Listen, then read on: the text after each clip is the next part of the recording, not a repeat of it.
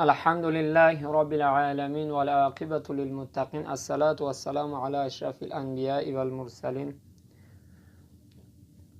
عن عائشة قال رسول الله صلى الله عليه وسلم من صام رمضانا إيمانا وإحسانا غفر له ما تقدم من ذنبك وما تأخر.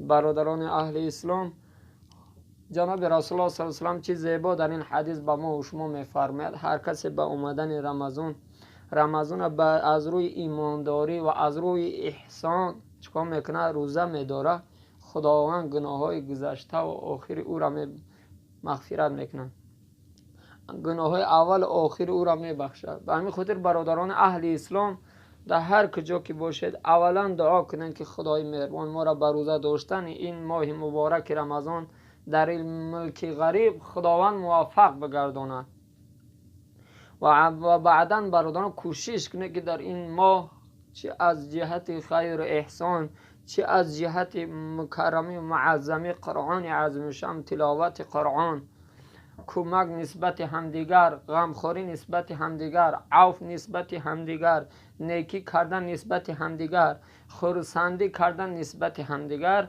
هر بنده مومن مسلمانی که کنه خداوند او را پاداش میده. میگه ایمانا و احسان. احسان چه؟ خوبی کردن، به هر کس خوبی کنه، همدیگر خوبی کنه، همدیگر دست بگیره. در این ماه خداوند شما را برکت عزت میده. در قصه میاره میگه یک مرد یهودی بود، فرزندش تیکای نان در دستش در پیش مردم مسلمان که روزه‌دار بودن نان تناول میکرد. یهودی نگاه کرد که مسلمان ها چی دارن؟ روزه‌دار هستن.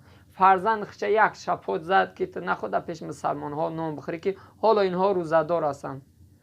آنقدر خداوند این عمل این یهودی خوش آمد. خداوند متعال پیش مردن او را کلمه عرضه کرد، خدای مهربان از دنیا به ایمان بردش. نگاه که به سبب چی؟ به سبب احترام مسلمان ها در ماه مبارک رمضان.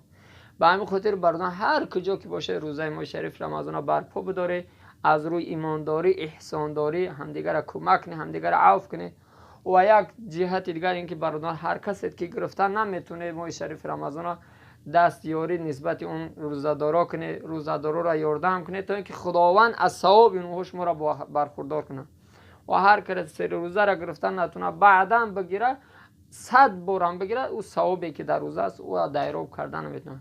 به همین خاطر اونهایی که توانمند است روزه را برپا بداره، روزه را چیکار کنه؟ برپا بداره. خداوند از فضل این روزه شما را برخوردار میکنه. پیامبر خدا صلی الله علیه و آله میگه همه چیز زکات داره، زکات بدن انسان این روزه هست. به همین خاطر روزه را خداوند به همه ما و شما موفق بگرداند.